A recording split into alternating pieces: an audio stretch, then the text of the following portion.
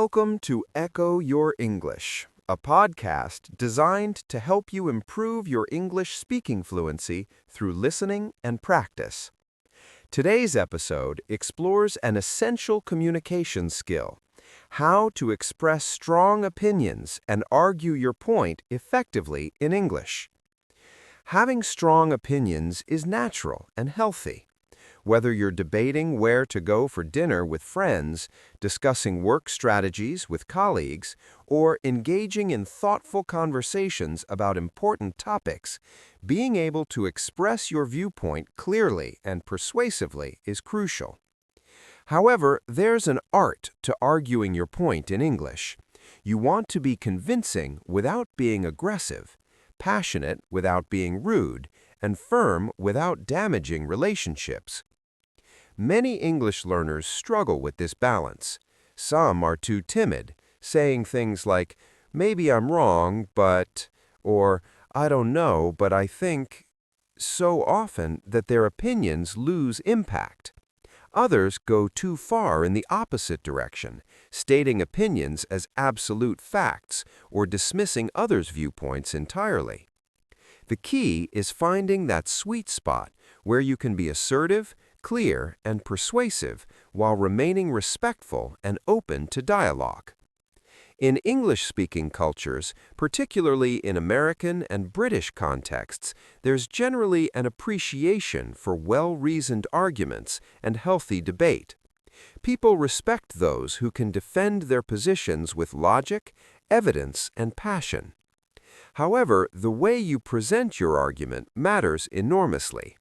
The same opinion can be received completely differently depending on how you phrase it, what tone you use, and how you structure your reasoning. Hey, Emily, are you ready to have some strong opinions today? Absolutely. I think this is such an important topic because so many English learners tell me they struggle with expressing their opinions confidently. They either hold back too much or they're not sure how to disagree without seeming rude. Exactly. So let's start with the foundation. How do you state an opinion strongly in English? There's actually a spectrum from weak to strong opinion phrases. At the weak end, you have phrases like "I guess," or "maybe," or "I'm not sure," but these make you sound uncertain. Right, and sometimes that uncertainty is intentional and appropriate, but if you truly have a strong opinion, you want to use stronger phrases. Give us some examples of those. Sure. Strong opinion phrases include, "I firmly believe that," "I'm absolutely convinced that," "There's no doubt in my mind that," "I strongly feel that," "I'm certain that," "without question." These phrases signal that you have a definite, well-formed opinion. Perfect examples. And here's something interesting. You can make your opinion even stronger by adding intensifiers. Instead of saying, "I think this is important," you can say, "I think this is extremely important," or "absolutely crucial," or "vitally important." Those intensifiers add weight to your statement. Excellent point. Now let's practice this with a real example. Emily, I'm going to make a statement and I want you to argue against it using strong opinion language. Here's my statement. I think working from home is better than working in an office. Okay, here's my strong response. I strongly disagree with that. I'm absolutely convinced that office work is more effective for most people. There's no doubt in my mind that the collaboration, energy, and social connection you get in an office environment is irreplaceable. Working from home might seem convenient, but I firmly believe it leads to isolation, decreased productivity, and weaker team dynamics. Wow, that was a strong opinion. Let's break down what you did there. First, you used "I strongly disagree" right at the start. That's direct and clear. Then you used phrases like "I'm absolutely convinced" and "there's no doubt in my mind" to show certainty. You also gave specific reasons: collaboration, energy, social connection. And you acknowledged the opposing view, might seem convenient, before countering it. That's excellent argumentation. Thanks. And notice I didn't attack you personally or say you're wrong. I focused on the idea, not the person. That's crucial when expressing strong opinions. Now, Ryan, how would you counter my argument? I'm glad you brought that up because I'm going to demonstrate something called the rebuttal structure. Here's how it works. I understand your point about collaboration, and I agree that social connection is valuable. However, I would argue that the benefits of remote work far outweigh those concerns. First, studies consistently show that remote workers are actually more productive because they have fewer distractions and interruptions. Second, modern technology like video calls and collaboration tools enables excellent teamwork without requiring physical presence. And third, the flexibility of remote work leads to better work-life balance, which ultimately makes people happier and more effective employees. Excellent rebuttal. Let's analyze that structure for our listeners. You started with, I understand your point. That's called acknowledging the other side. It shows you're listening and considering their perspective. Then you used, however, I would argue that to introduce your counterargument. And most importantly, you structured your response with first, second, third, which makes your argument clear and organized. That numbered structure is really powerful in debates. Exactly. Organization is key to persuasive argumentation. When you list your reasons clearly, people can follow your logic more easily. Now, let's talk about another important technique, using evidence and examples to support your opinions.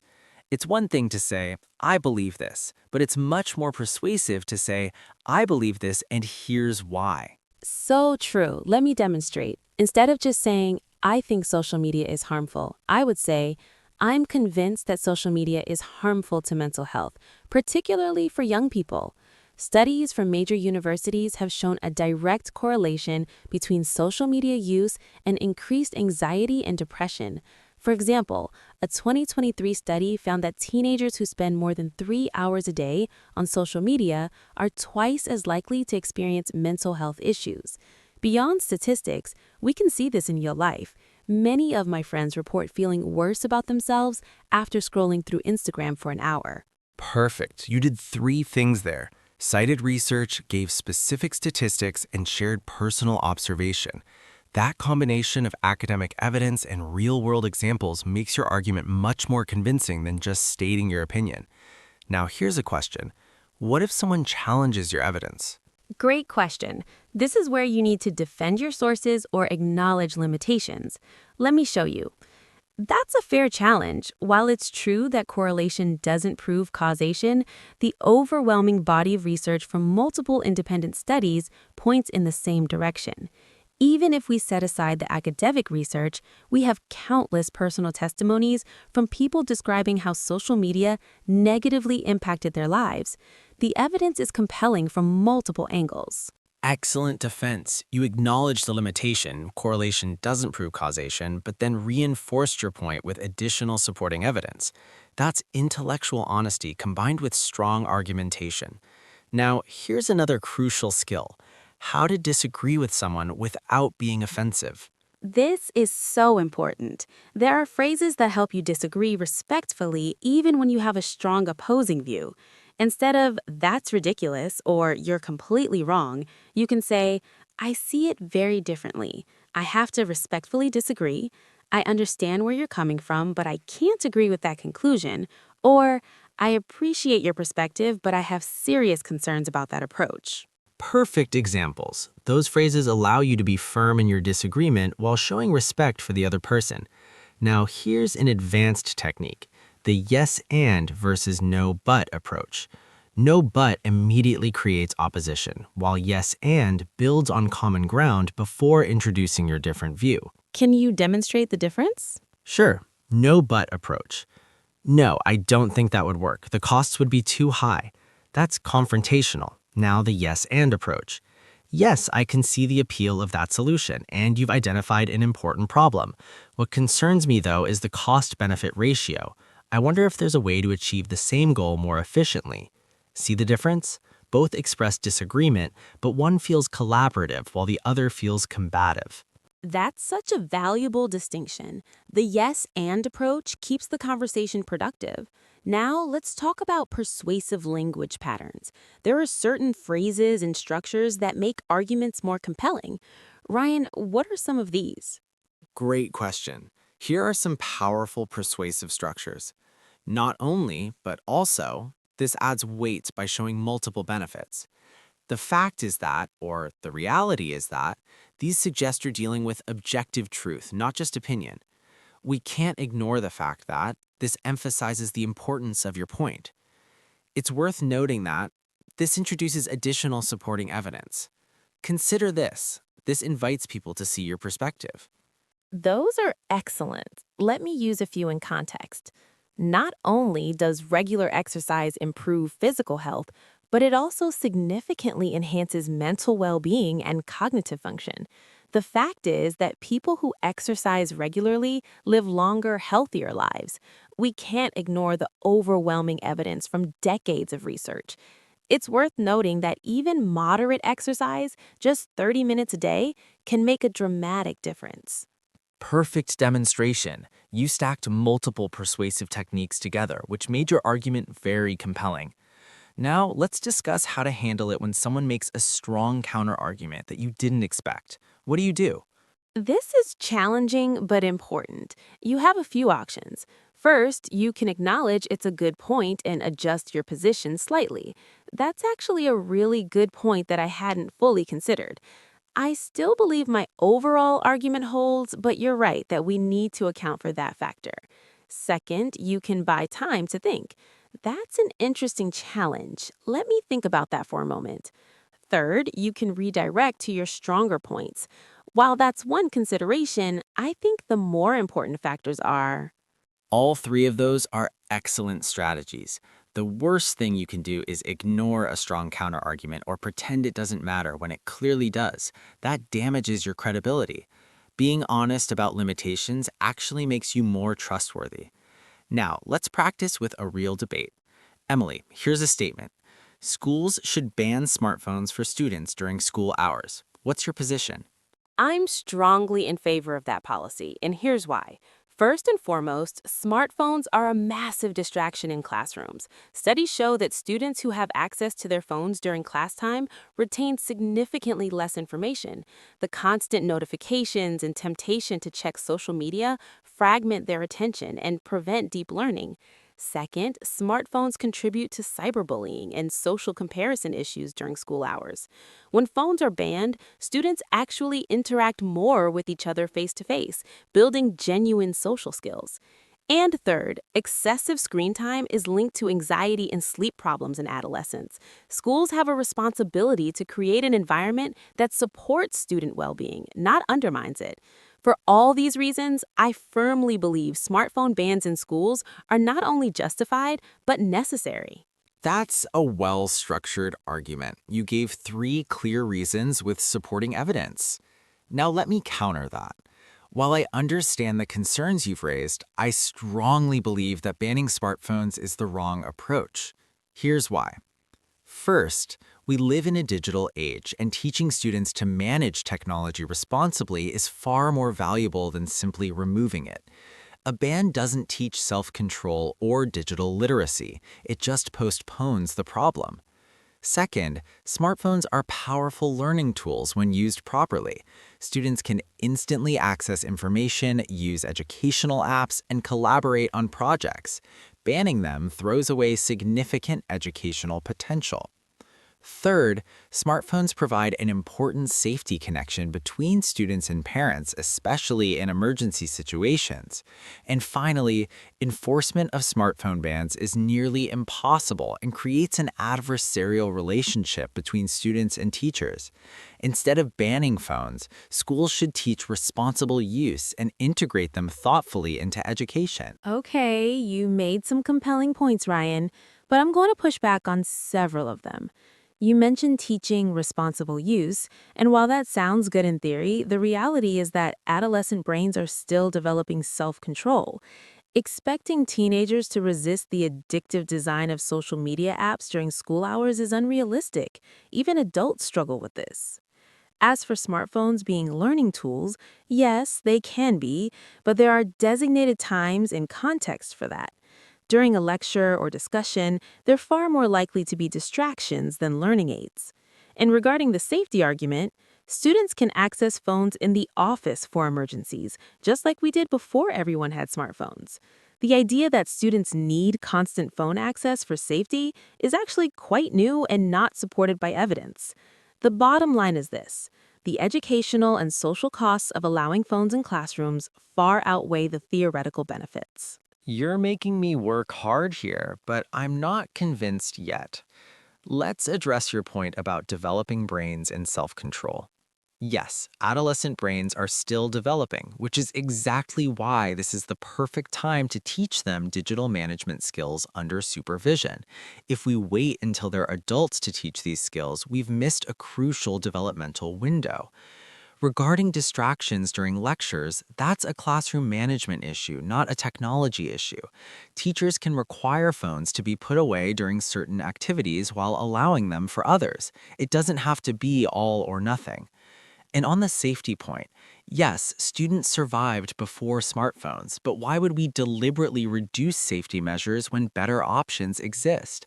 That's like saying we survived before seatbelts, so we don't need them now. Okay, I have to admit you're making some reasonable points, but I still fundamentally disagree with your conclusion. Here's where I think your argument breaks down. You're treating this as a binary choice between ban all technology and allow unrestricted access, but that's a false dichotomy. Schools can integrate technology through school-provided tablets or computers in specific educational contexts, while still limiting personal smartphone access. That gives you the educational benefits you mentioned without the social media addiction and distraction problems. Your seatbelt analogy doesn't quite work either. Seatbelts are a safety measure, but constant smartphone access hasn't been proven to increase safety and has been proven to decrease well-being and academic performance. So we're not just maintaining safety, we're choosing between competing priorities, and I believe educational focus and mental health should win. That's a fair nuance, and I appreciate you acknowledging that it's not simply black and white. However, I still maintain that teaching students to manage their own devices with guidance is more realistic and valuable than providing school-controlled alternatives. Here's why. Students will have their personal phones immediately before and after school. Teaching them to switch between appropriate and inappropriate use times with their actual devices builds real-world skills. School-provided devices in a controlled environment doesn't transfer to the real world, where they'll need to exercise self-control with their own phones. Okay, everyone. I think we've demonstrated some really important debate techniques here. Ryan and I clearly have strong, different opinions on this topic, and neither of us has completely convinced the other. But notice what we did throughout this debate. Right, let's break down the techniques we used. First, we both stated our positions clearly and strongly from the beginning. We didn't hedge or apologize for having opinions. Second, we structured our arguments with clear reasoning. First, second, third, or here's why. That makes arguments easier to follow. Exactly. Third, we acknowledged each other's points when they were valid. I said, you made some reasonable points, and that's a fair nuance. That shows intellectual honesty and respect. Fourth, we challenged each other's logic and evidence without attacking each other personally. We focused on the ideas, not the people. And fifth, we used phrases like, I strongly believe, I'm convinced that, the evidence shows, language that conveys certainty and strength without being aggressive. Now let's talk about some common mistakes people make when arguing their point. Great idea. Mistake number 1, overgeneralizing. People say things like, everyone knows that, or nobody thinks that, which is almost never true and easy to counter. Instead, say, research suggests, or many experts believe, or in my experience. Mistake number 2, getting emotional and aggressive. When you raise your voice, use sarcasm, or make personal attacks, you've lost the argument, even if your logic is sound. People stop listening to your reasoning and just react to your tone. Mistake number 3, refusing to acknowledge any validity in opposing viewpoints. If you act like the other side has absolutely no merit whatsoever, you seem close-minded. It's much more persuasive to say, While that's one valid consideration, I think these other factors are more important. Mistake number 4, relying too heavily on personal anecdotes. Saying, well, my friend did X and it worked, isn't nearly as convincing as citing research or logic. Personal examples can support your argument, but they shouldn't be your entire argument. And mistake number 5, not actually listening to the other person. If you're just waiting for your turn to talk instead of genuinely considering what they're saying, you miss opportunities to strengthen your own argument, and you come across as disrespectful. All excellent points. Now let's discuss some advanced techniques. One powerful approach is called steelmanning, which is the opposite of strawmanning.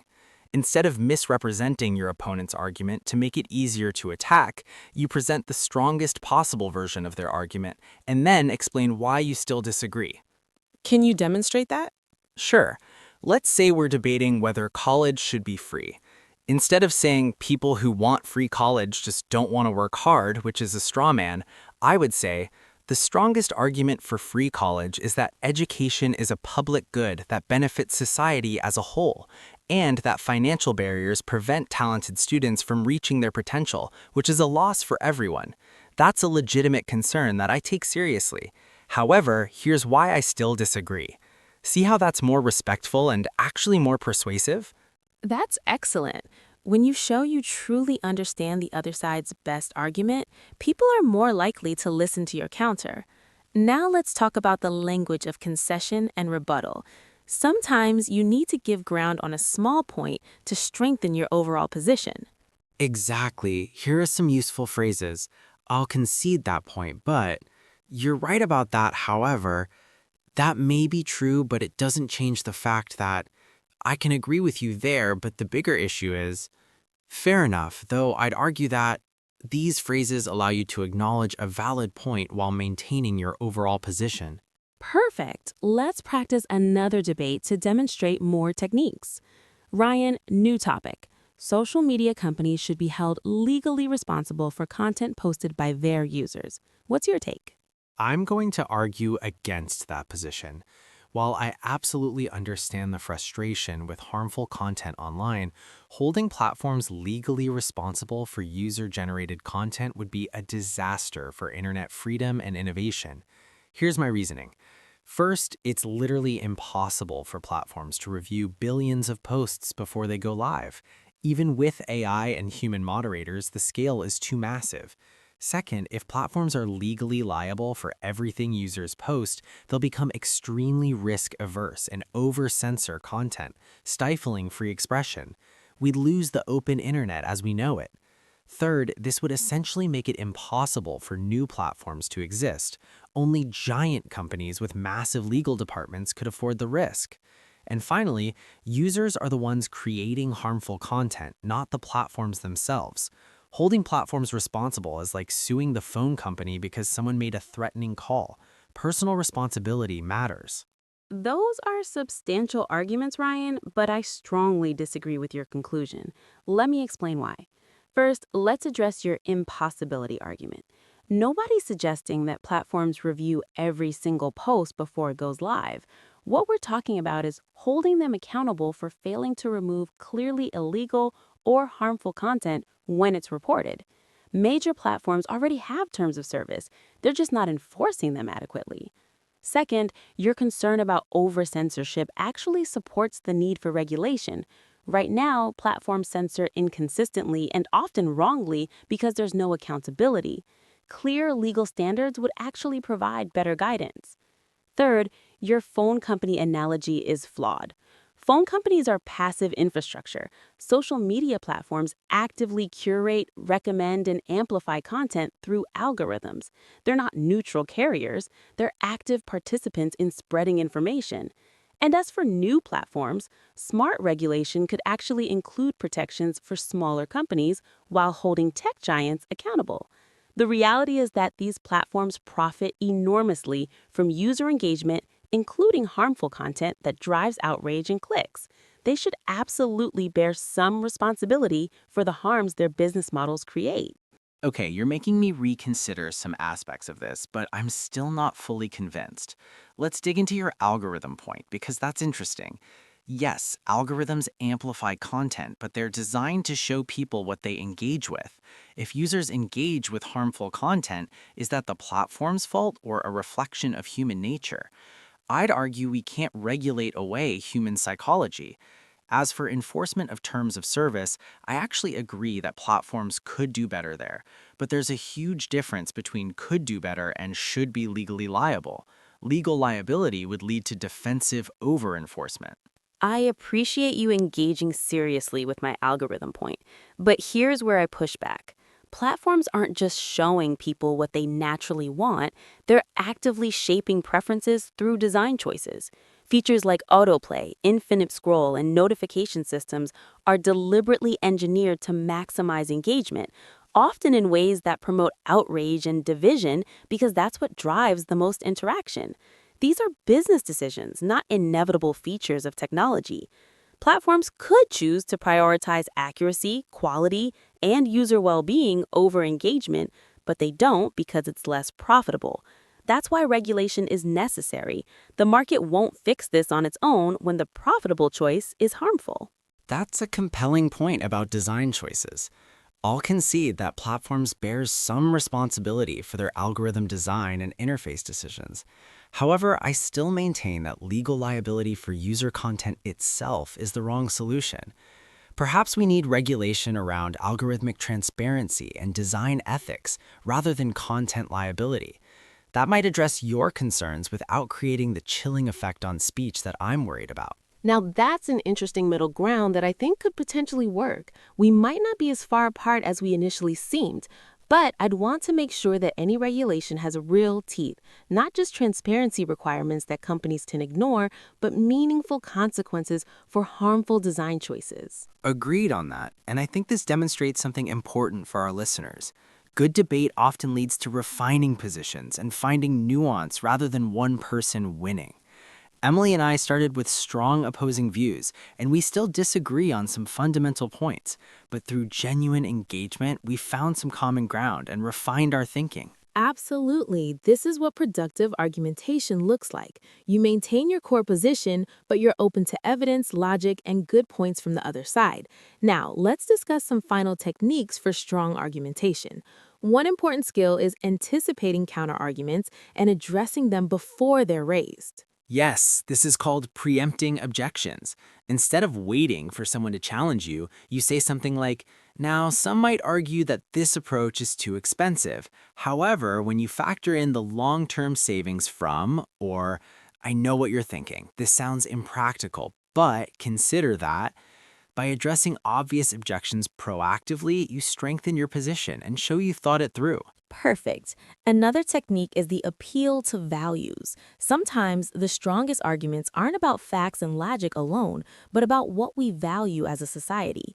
Phrases like, "if we truly believe in equality, then," or "our commitment to innovation demands that," or "the fundamental principle at stake here is," these connect your specific argument to broader values that people care about. Great points. And here's one more advanced technique, the reductio ad absurdum, taking the opposing argument to its logical extreme to show why it doesn't work. For example, if we accept the premise that all regulation stifles innovation, then we'd have to eliminate safety standards, environmental protections, and consumer rights, a clearly absurd outcome that nobody actually wants. Excellent. But use that technique carefully because it can backfire if you misrepresent the other side's position. It should be a genuine extension of their logic, not a distortion. Now, let's talk about how to end a debate gracefully, whether you've won or not. Great topic. If you feel you've made your case successfully, you can summarize. So to bring this together, I've shown that X, Y, and Z all support my position. While I respect your perspective, I remain convinced that if you're at a genuine impasse, you can say, "It seems we're going to have to agree to disagree on this, but I appreciate the thoughtful discussion." And importantly, you can acknowledge good arguments from the other side, even if you still disagree overall. You've raised some points I'll definitely think more about, particularly regarding X. I still hold my position, but I appreciate you challenging my thinking. This shows intellectual humility and keeps relationships intact. Exactly, because here's the thing. In most real-life situations, maintaining the relationship is more important than winning the argument. You might be debating your colleague, your friend, or your family member, and you have to work or live with them afterward. Being gracious and respectful, even in strong disagreement, is crucial. So true. Now let's give our listeners some final practical phrases they can use to express strong opinions effectively. Ryan, you start. Here are some power phrases for strong opinions. I'm absolutely convinced that. The evidence overwhelmingly supports. There's no question in my mind that. I feel very strongly that. The data clearly shows. I'm firmly opposed to.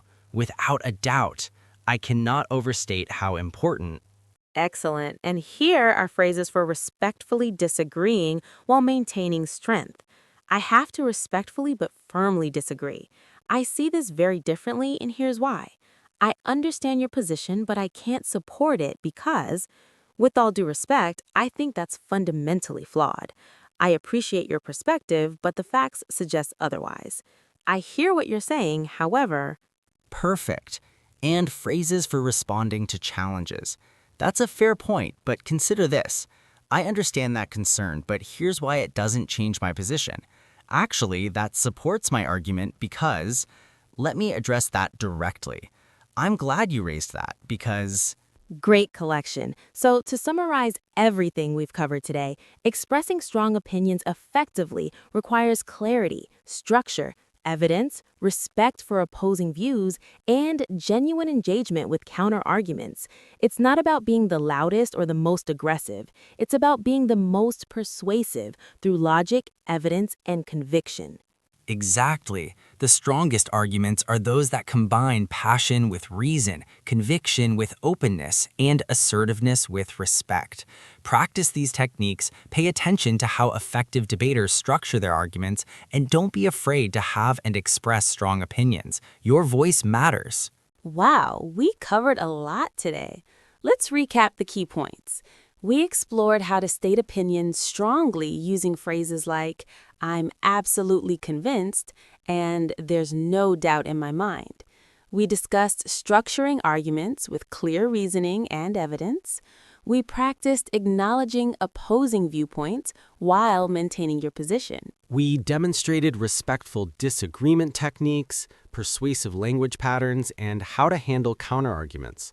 We showed the difference between productive debate and unproductive arguing. And most importantly, we emphasized that strong opinions can coexist with intellectual humility and respect for others. Your challenge this week, practice expressing your opinions more strongly. Pick a topic you care about and practice stating your position clearly and confidently. Try structuring your argument with first, second, third. Anticipate objections and address them. And most importantly, engage in a real debate with someone about something you disagree on, using the respectful techniques we discussed today. Remember, having strong opinions doesn't make you close-minded. It makes you engaged and thoughtful. But the way you express those opinions determines whether people listen or tune out. Be clear, be confident, be respectful, and be open to good arguments from the other side. If you found this episode helpful, please subscribe to Echo Your English and check out our other videos. We create content to help you speak English more fluently and confidently in all kinds of situations. Until next time, keep practicing, keep debating, and keep echoing your English.